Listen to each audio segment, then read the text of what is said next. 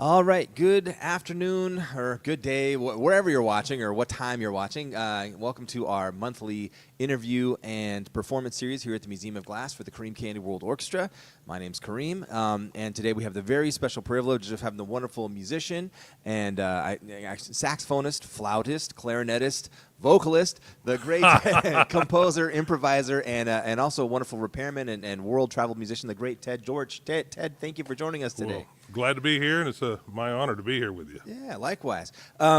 Well, before we get started, also I want to thank our sponsors that help make this series possible. That's, of course, the Museum of Glass, KNKX, Ted Brown Music, Titusville Cars, Edward Jones Financial Consultant Rick Gray, Tacoma Creates, and who am I forgetting? The Rainier Foundation. So thank you for all of those folks for making this possible. At this point, we're 6 years into this project. There's 6 years worth of content on the channel that you can go back and watch these wonderful interviews and concerts, all of which are absolutely free. You don't have to sign up. There's no membership. There's no monthly fee. You just enjoy art because art should be free and open to everybody for the sake of art. Anyways, we're going to do the interview here for about 45 minutes and then open things up for questions. If you have questions about anything that we're discussing, feel free to put things in the comments, and we'll do our best to get to them either now or after the fact. So let us know how we can be of assistance.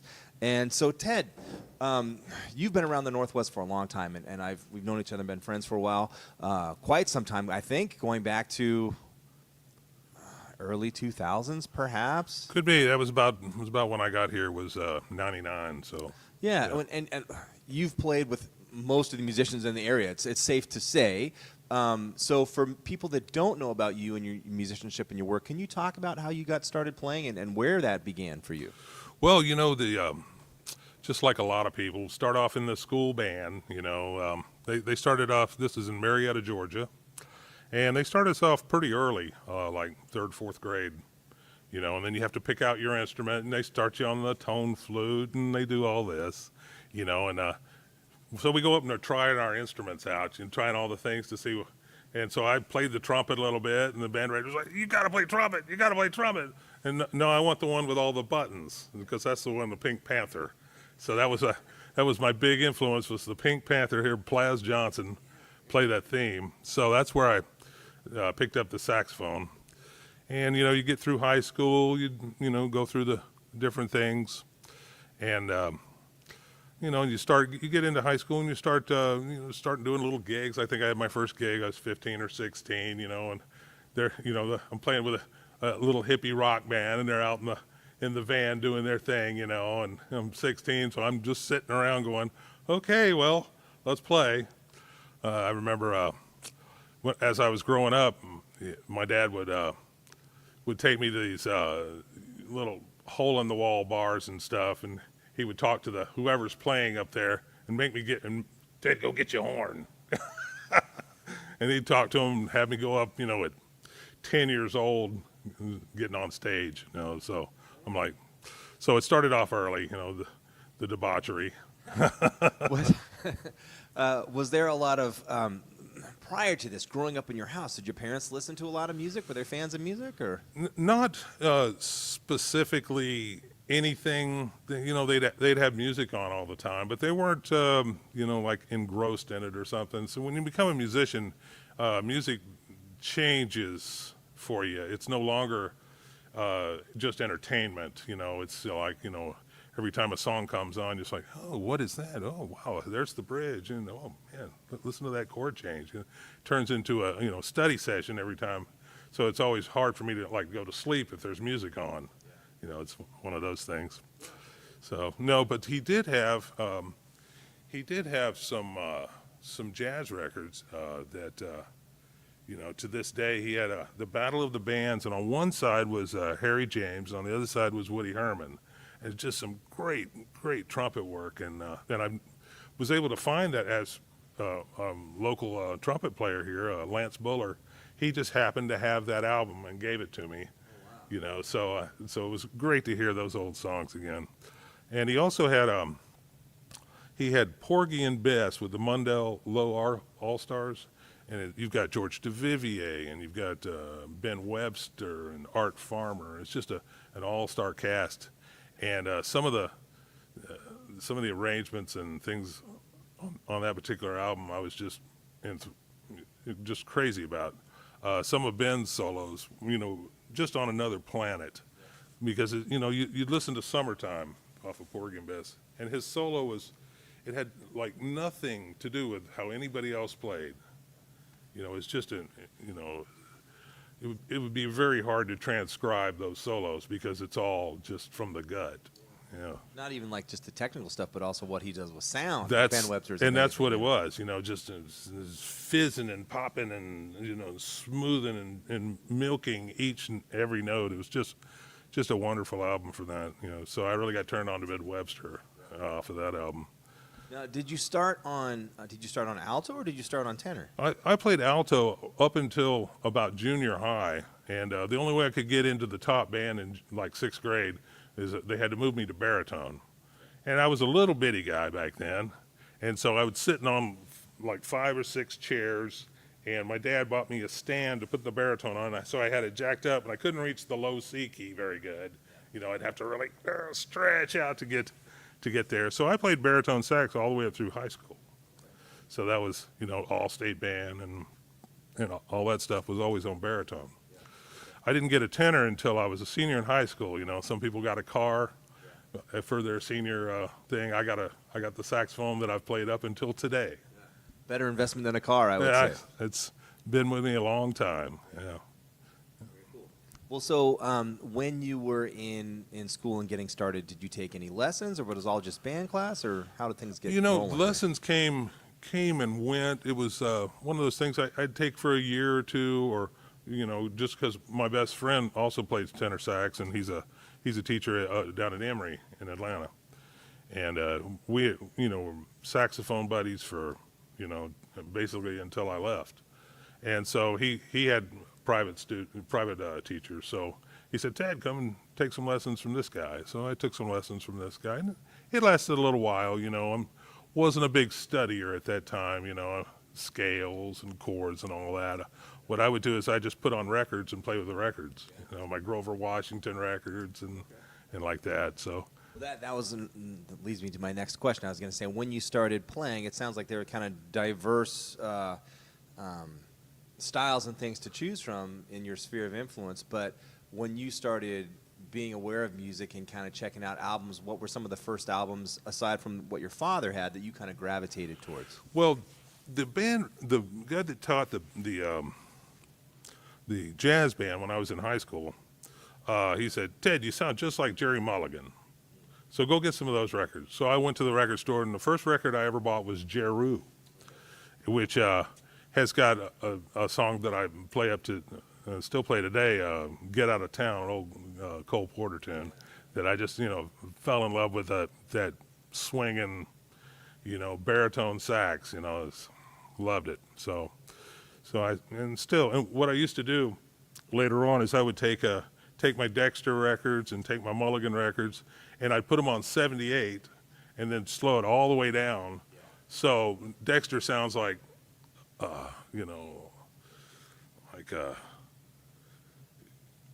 just the craziest alto you'd ever heard. I mean, just the best alto, big, huge sound, and I was like, man, I want my alto to sound like that. And the same thing with Mulligan and doing that, and he sounds like a tenor. And so I'm like, wow, I want my tenor to sound like that. So that was a lot of things that I would do to learn to play. I've heard that same story about Charlie Parker with Lester Young, because as you are probably aware, that Lester Young was one of Charlie Parker's influences, right. And so that he would speed up Lester Young solos because he'd work this stuff Oh, out is on that alto. right? And then if you listened to, I can't remember which one it was, if you listened to Charlie Parker slow down, apparently it sounds like Lester, or vice versa, one of those things, but same. Very cool. Yeah. All right, so Jerry Mulligan, and so at this point, are we talking about middle school, high school? Oh, this was high school. This was like 6th, 7th, 7th grade, because we had 6 through, 6, 7, 9th grade, 9, 10, 11, 12. Yeah, that's how it worked. So it was about 9th grade then, whatever age that is. Were there opportunities for you as you were getting started here to go and perform outside of like school settings? Not like I'm talking about your father having you jump on stage with this, but like were there jazz clubs and things in Georgia at that time? So to No, speak? and none of the teachers I had. It's not like this area. This area is just prolific and great players that teach. There, I didn't know any, and I didn't know anybody playing didn't know anything about it, and of course my parents didn't either. So, just kind of, if it wasn't on the record, I wasn't getting it. It says because when you go into these private teachers and whatnot, it's pretty much the Rubank, and this solo or that solo, and then I'm working on I remember on one solo and ensemble, it was one of the cello concertos, that they had transcribed for baritone sax. Absolutely impossible second page. When you breathe. I was like, it's got these octave jumps that, 2 octave jumps, that Bach would write, and I was like, that ain't gonna happen. So we'll just do page 1, with the technical part, and so that was that. After a while, once I graduated high school, I was just kind of floating around. There wasn't a lot going on for me. I was playing a little pickup big band here or there, small, and so I got to where I just thought to myself, I got to get to New York if I'm gonna learn to play this thing. Hanging around Marietta, Georgia wasn't going to do it for me. So, and I didn't want to go to college. So, wasn't really big into studying. So I figured if I can get to New York, I'll figure it out. So, only way for me to get to New York was to join the Army. So I joined the Army band, and they said I could have a duty station as close to New York as I could get was Fort Monmouth, New Jersey. So that's where I took some lessons up there, took some lessons. A friend of mine, baritone sax player, is living now in the D.C. area, named Fred Cook, fabulous player. He turned me on to this old trumpet guy that taught out on Long Island, and his name was Dave Burns. And if you know anything about Dave, he was the straw boss in Dizzy's band in the 40s. He was they all had nicknames back, and his was Crane because he was tall feller, and so we'd go out once every couple of weeks and go take a lesson from Dave. And Dave was funny, he'd, hey man, I want you to go up to the store and get me a taste to get something going on, So, I'd come back and we'd sit around, and his piano was a half step off, but it was in tune. But it was a half step off. He was one of those guys that he could listen to something on the TV and jot out the chart, that kind of ear, just incredible. He'd recorded with Bird and Dexter and James Moody. That was him and Eddie Jefferson. He and James Moody, I guess, found Eddie, washing dishes someplace, and then for 10 years they were on the road together. I guess until Eddie died. But, so taking lessons from Dave was eye-opening, and got to play out some big bands, while I was in the Army there. So I decided, as soon as I'm in the Army, I got to get to the city. So at that point, I moved to Astoria, Queens. And from there, I started playing on the street. What time frame is this? This is going to be like 82 through about 84, somewhere in there. This was when you would know because you were living there. Things were pretty much controlled like mob-wise? There's a lot more violence in New York than there is now? Is that... I was on the street every day for 12 hours a day anyway, walking from one place to another with, some guys, and we'd meet up. We do the lunch hit in front of the in Financial District, in front of the towers at the time, and then we do and then for rush hour we move up to Duffy Square, and then for the dinner hit we'd usually go back down to the Cube at the Village, and so we'd set up at these 3 places every day. When I first got there, the first time I played, it was myself and a bass player that I met in the Army. He moved to New York also to do the same thing. So he was delivering sandwiches at lunch. So he said, okay, this, of course, like usual, it's the worst time of year to be there. So I think it was November or something, and there's snow, and I'm playing by myself in front of Macy's. Got a little bucket out front, and in about an hour I made $25, and I'm like, all right, man, this ain't too bad. So go eat some lunch and meet my buddy, and then and he had his bass on, had a wheel on the bottom of his upright, and then and I would push his little Ampeg cabinet, and he had one of the battery-powered amps that he'd hook to his little Ampeg cabinet, and we call it the gorilla hit. So it would just be bass and sax, and we did a lot of those. Yeah, it's a lot of fun, you know, every day. Well, now I'm curious. I mean, obviously that's very good for the chops and dexterity and just sound from playing outside, because that's a different animal than playing inside with a mic and all the rest of this kind of stuff. But what I wanted to ask you, because you're also a very good doubler in terms of playing, you know, clarinet and flute. When did that start? Was that in high school or was that later? High school, I rented a flute. I really loved the flute. Clarinet's not been such a thing for me. You know, if I have a gig that requires it, I'll bust the old agony stick out and put a couple hours in, you know, and try to get my chops up where I can, you know, play some background stuff in tune. But flute, you know, I'd been playing and teaching since high school, you know, off and on. Mom rented me a flute, and, you know, and then I didn't play for years, and then you get one again. Then you pawn it when you're in New York, and you never get it out. So it's same with the clarinet, you know, that's paying the rent there was not an easy thing for me. So, you know, just being a street musician. Well, now, okay, going back to playing and doing all the stuff that you're doing in New York.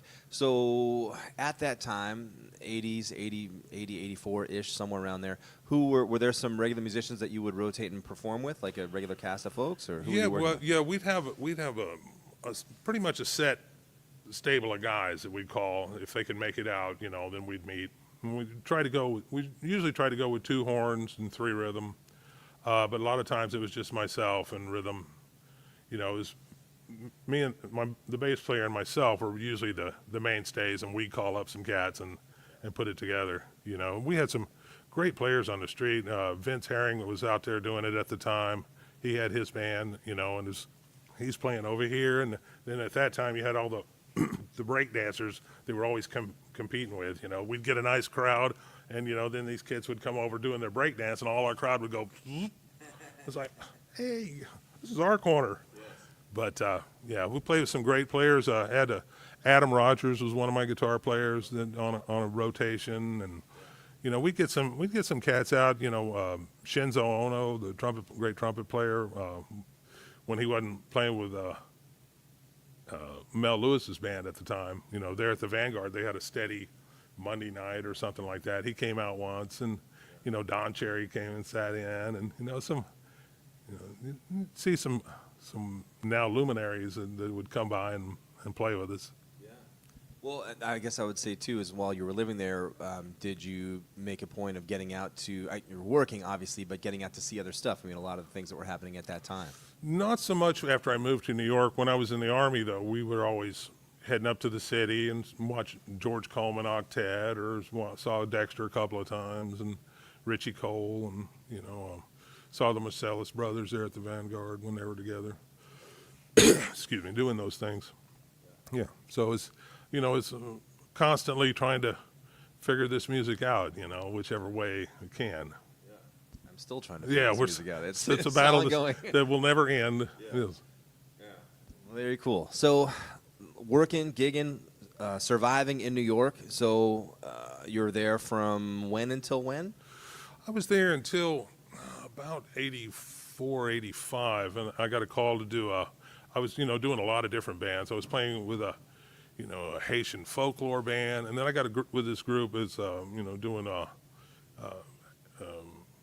Haitian music, and he was a very popular guy down in Haiti. So he had moved to New York, actually moved to Miami, and then was in New York, and started recording and playing with him, and then he moved back to Miami, and asked me to follow. Well, you know, it was one of those things where I was just starting to get some club gigs going, and he's offering me a steady gig down in Miami. So I'm like, well, what the hey, let's give that a try for a while. And so I moved down there, and you know, and it ended up, you know, it turned out he didn't have too many gigs after all, after, you know, building it up. So at that point, I met some cats and ended up playing in salsa bands. did a lot of salsa work down there, 4 nights a week, that sort of thing, big clubs and, huge bands and really hard music. Because most of those were really professionally done, handwritten with the blue ink in the 90 pages with the DCCC, DSS, you're like, oh no, pulling the pages like crazy, trying to get back to where you were, and some challenging music, but it was a lot of fun. It was a lot of fun. But, the Miami scene in the 80s was pretty rough. There's a lot of things going on there. So Rougher than New York? Oh yeah. It was a dark time, I thought, for Miami. There was a lot of things going on, as you know. And so I decided, well, I'm going to go back to Atlanta and do that.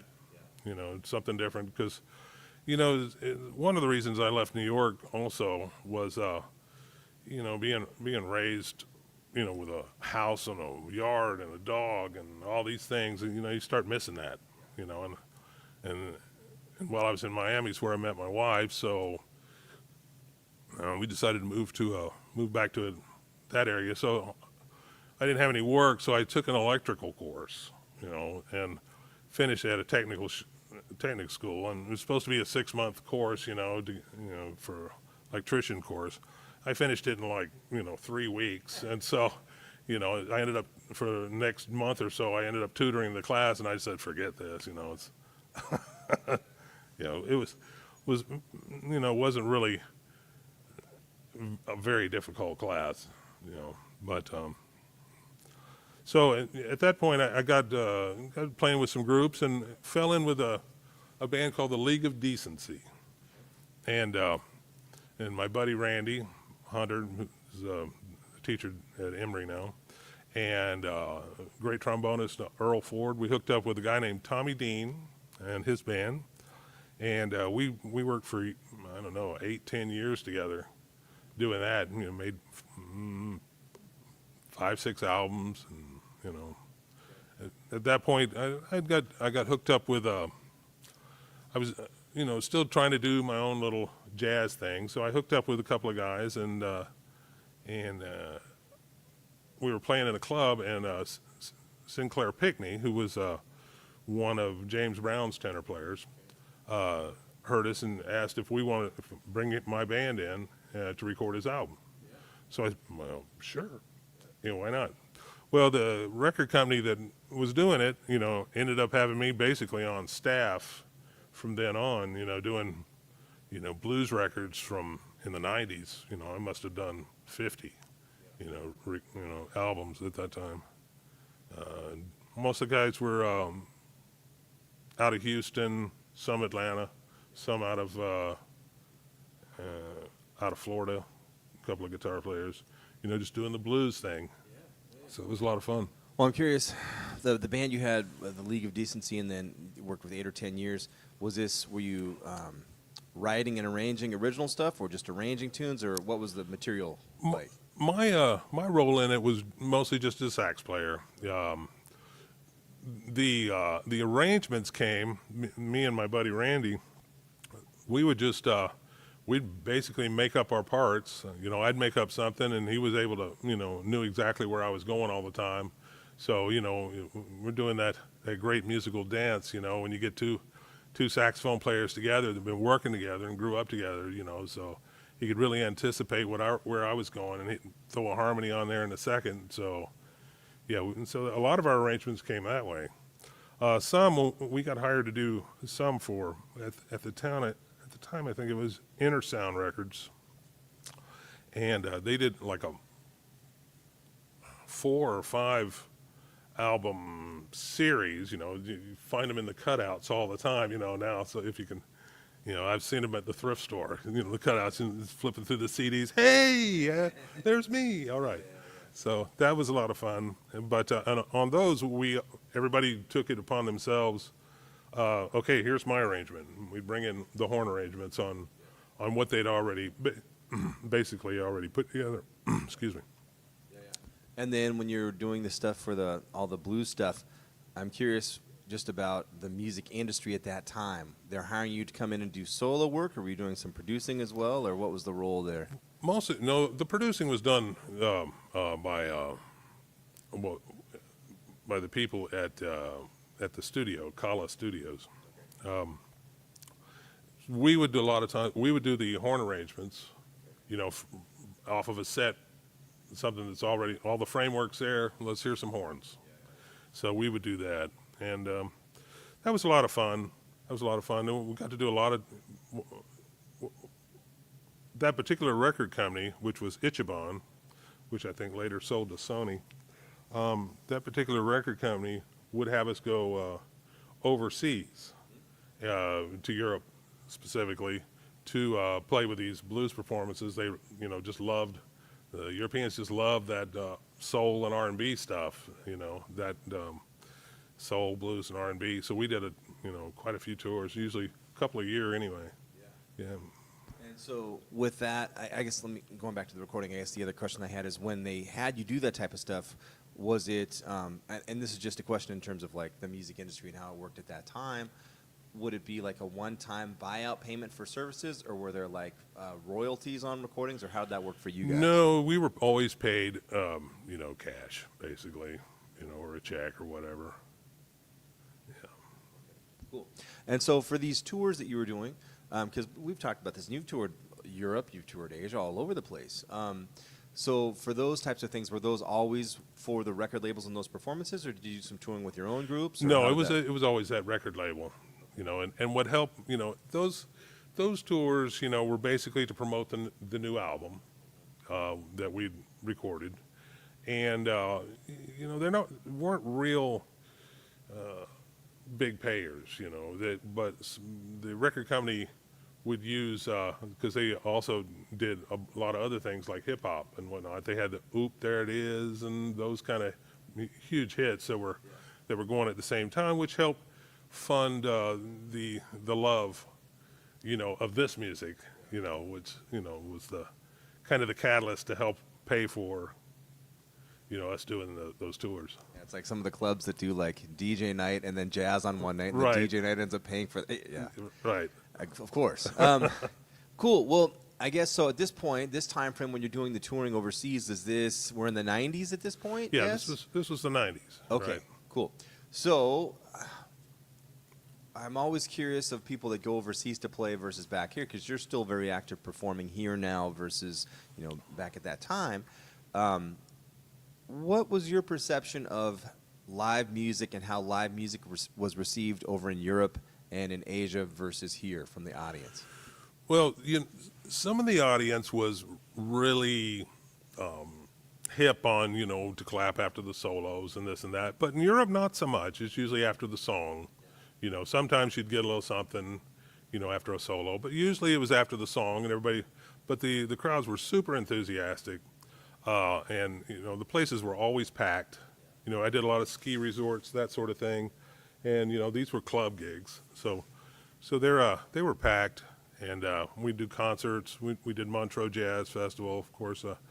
That place was, jacked, and it was part of an ongoing tour of a lot of different festivals too. That were always, thousands of people. It was great. Yeah. What about, here's another question for you, because I know you still travel as a musician. Traveling as a musician in the 90s versus traveling as a musician current day. Any big differences or changes that you see? Well, the biggest change is when I fly, I like to fly first class, and I don't do a lot of touring now. It's the only time I've done any kind of, other than little tri-state area stuff, is I accompany my wife to visit some family in Colombia, and I'd usually bring my horn, and of course a lot of her friends were musicians. She knew Jocko, and she knew this part, and they were always hanging out. This is in Bogota, so. We'd hook up, and they had a little club, and then they feature me with her friends as a rhythm section and whatnot, and it was a lot of fun, Yeah. I guess what I'm getting at is like traveling with instruments now versus traveling with instruments back then. Is it more and more cumbersome, more of a challenge, in your opinion, based on your experiences? The only time I ever had a problem traveling with my horn was on a flight from, I think we were a flight from, let me think here. I think it was a flight to Corsica or something like that. Yeah, I think it was from like Lima or something like that, and we had to go down to Corsica or Sardinia or one of the Italian / French islands down there. And oh, you can't put that in the overhead. I said, well, then I'm not going. You know, I'm not throwing it down there with the rest of the cattle. I'm just not going to happen. And so, you know, I put up enough stink that they put it in the coat closet, you know. But so that was the only time I ever had any problem. I told them, hey, I travel with it all the time, you know. At the time I was in the union, these weren't union gigs, but they had ongoing legislation that tried to make it easier for traveling musicians to travel, you know, with their gear, you know. So, you know, the upright bass player they'd have to buy an extra seat if he wasn't going to, you know, if he was bringing his upright, or they'd have to provide one wherever he went, you know, that sort of thing. So it hasn't gotten any easier, but I never had a huge amount of problem so far, knock on wood. Yeah, exactly. Murphy's Law will strike at Yeah, some point. no kidding. All right, wonderful. Well, aside from being a brilliant musician and improviser, you're also a really great horn repair person, and anyone that's around the Northwest that plays knows this. So when did that start? When did you start working on horns and dealing with all that stuff? I originally started doing that in the Atlanta area. I started off as, you know, just at the house, and I'd find something on the Thrifty Nickel or something like that. And here's, you know, I picked up an old SML tenor for $75, you know, repadded it and you know, got it going again, and sold it for $750. Had I known, you know, that horn was, you know, a collector's horn, I might have hung on to it or asked a little more money for it. But I went to a good home anyway. So it was a great playing horn. But I started doing that, just buying horns and refurbish them, and, you know, I could buy it for $50 and sell it for $250, you know, make a little side cash that way. And that's how it started. You know, from there, you know, we finally moved up here, 99, 98, and of course, you know, we searched for a house until the money ran out. So it was time to get some work, because we had refinanced our house that we had rented in Atlanta, and to take the trip. And so I got a repair gig down at Highland Hill Music. I know it well. You know it well. And that was, and I guess I worked there for about 15 years, you know, until, you know, it was basically that run had finished and it was time for me to do something else. So then I moved it to the house, and a year later that company sold off to Music and Arts, so that was the end of that. So, you know, a good friend of mine, Bill Forsyth, was, you know, real instrumental in helping me get started, you know, on my own. He too did that out of his house once the music stores closed, and he was basically retired doing it. So he helped me with that, and finally he got into shape where he couldn't continue. So I bought his whatever repair tools that I needed from him, and yeah. So I've been doing it out of my house ever since. Yeah. Well, I guess I'm going to back up. There's a bunch of questions. So you're in Atlanta, you're touring, doing all this stuff. Married, family. What made you guys want to come to the Pacific Northwest?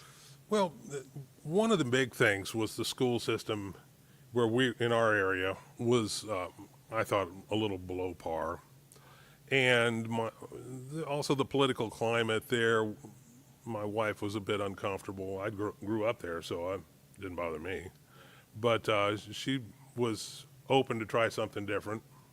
She'd been passed up on a couple of promotions due to the good old boy network, you know, so she was a little frustrated with that, and I'm like, well, what do you want to do? Well, I basically threw a dart on the board. I was looking for a city on the coast that may have a music scene or a recording scene or something happening, and we'll go and make it work.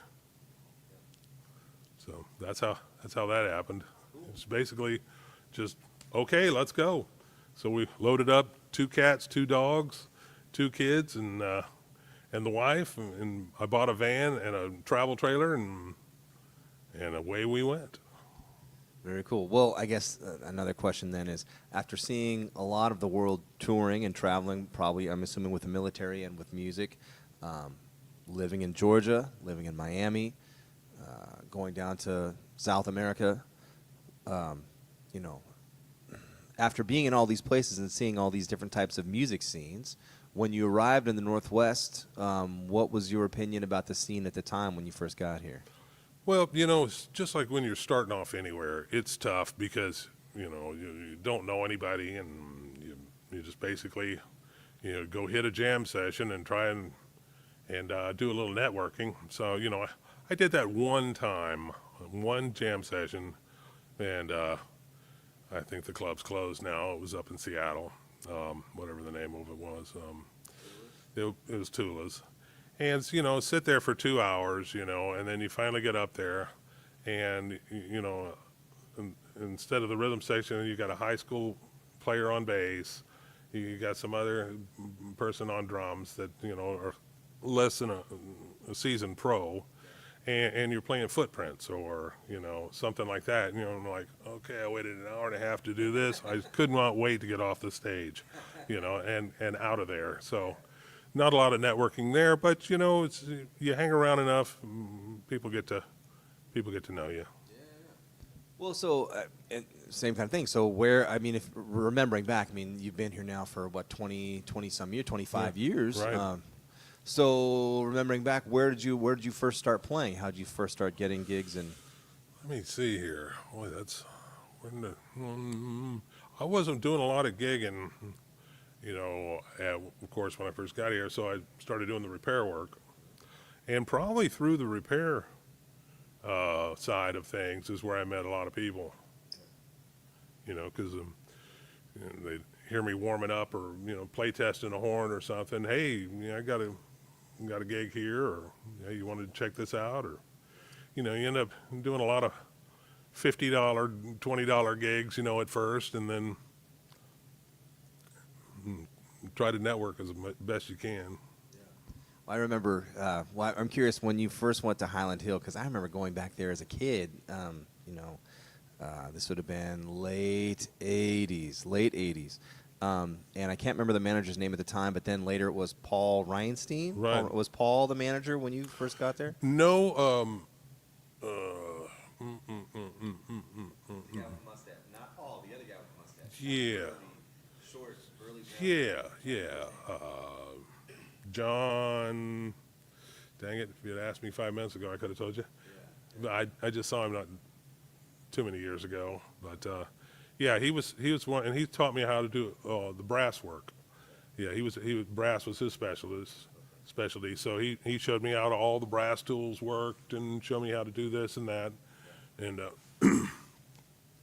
so, and then Bill helped me with the, I already knew saxophones pretty well, but he showed me oboe tendons and how to replace a tendon on a clarinet and some of those sorts of things. So. I remember.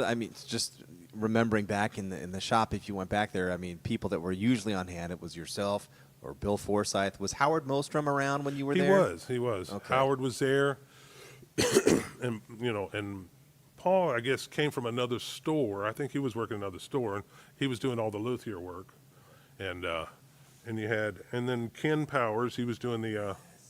He turned out, he came a little later, but he stayed there for a long time. I think might still be working, if he's not retired now, at Music and Arts after the company sold.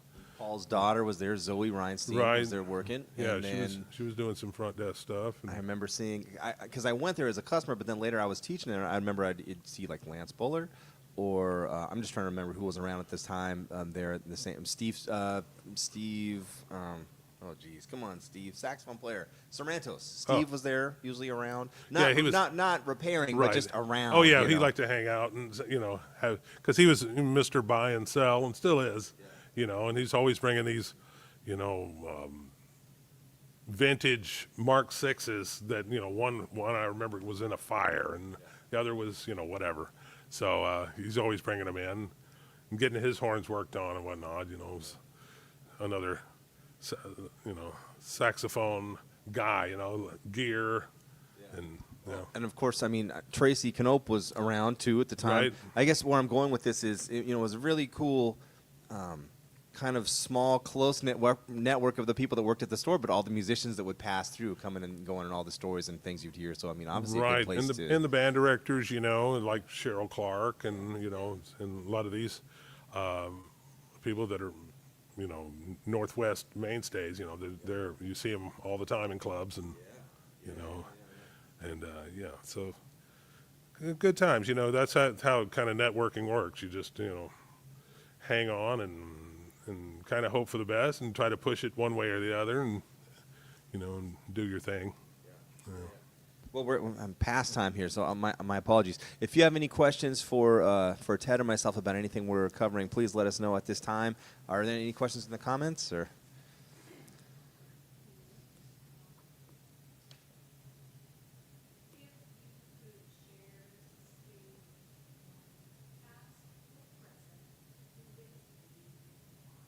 So the question is, if you could share the stage with anyone past or present, who would it be and why? Well, as growing up, I always, played a lot of alto, and I loved what Bird did, and I loved what Sanborn did, and I thought to myself, if I could be a hybrid of those two guys on alto, and then I heard Ray Charles sing, and I'm like, wow, if I could play alto like he sings, that was the sort of thing. So any three of those guys, or I mean, it's there's not enough space on the stage of who I'd like to spend it with. I mean, you'd love to be up there with Hawk or Prez, or so all these great saxophones that ever lived. I did get to share the stage one time with Mike Brecker, so I was a little pat on the back for that. And got to hang with him a little bit afterwards. So that was. Kind of a bucket list check, but there's, you're going through and then all of a sudden they're gone, and you go, oh man, I wish I could have played with him. Oh man, that would have been great, because maybe they were around while you were, so, coming up. So that's hard to say any one person. That reminds me, speaking of Bill Forsyth, because he lived at the time like 2 blocks away from me, and I talked to him about learning horn repair. He's like, oh yeah, just come over to the house and I'll show you stuff. And just life at the time was so busy, and I never made the time, which I wish I did, to go learn that, which is why I bother you all the time. Oh, stop bothering me. Love having you there, Kareem. Other questions?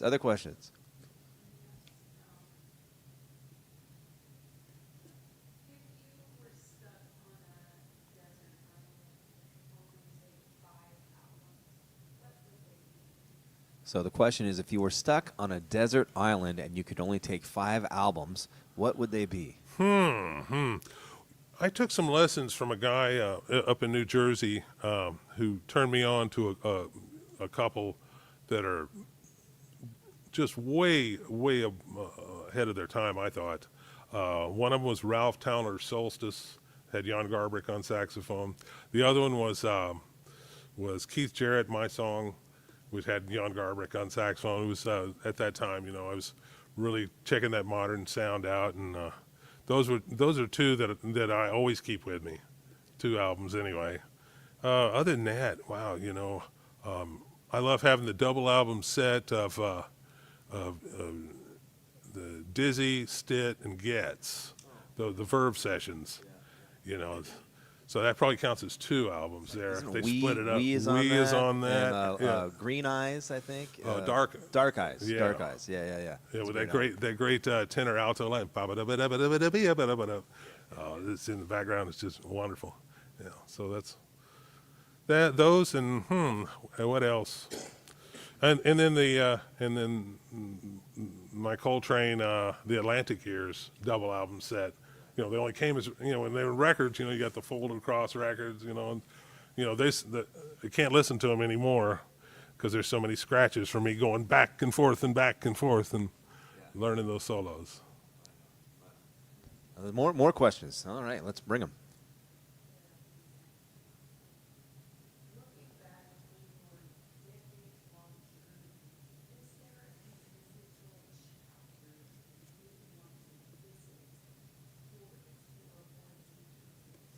So the question is, looking back on your decades-long musical journey, is there a time period that you would like to revisit or explore more deeply today? Did I get that right? Yeah.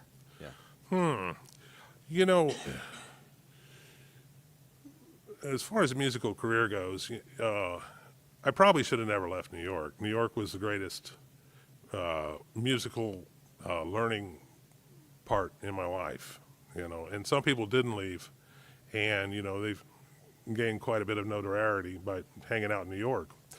So if I had to do it over again, I might have stayed, you know, just because things were just starting to click for me when I left. But other than that, you know, the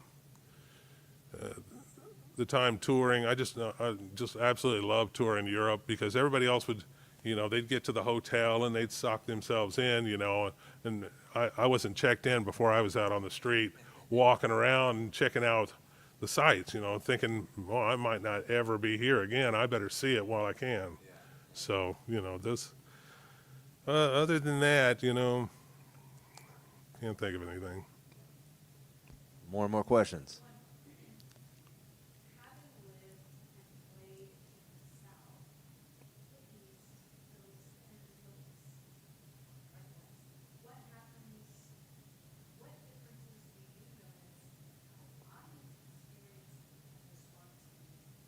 So the question is, for those of you that couldn't hear that, having lived in the South and East Coast and the Northwest, what differences do you find in the audiences? Differences of response from the audiences? Well, it depends on what you're playing. You know, I get about the same response whether you're playing any place. If you're playing jazz, you know, they're messing with their phones, they're doing this, they're doing that, they're ordering dinner. They didn't have phones in the 80s, though. But Big their ones. pagers were going off. You know, and the other thing is the playing the dance clubs. You know, you can get pretty much. You know, I love playing the Haitian clubs and the Latin clubs down in Miami, because the music is so energetic and so wrapped up into the dance itself that it's just so fun to do. You know, if I had to play in, you know, if you're playing a dance, I'd rather play a salsa gig than anything, because man, the people are just having a blast. You know, so it depends on what you're playing and where you're playing for the amount of enthusiasm you get. Any other questions? That's it for now. All right, well, we're getting close to the end here. Another question for you. If you had a young musician, and I'm sure you do because you teach, so I mean you perform, you teach, you repair, you do all these wonderful things.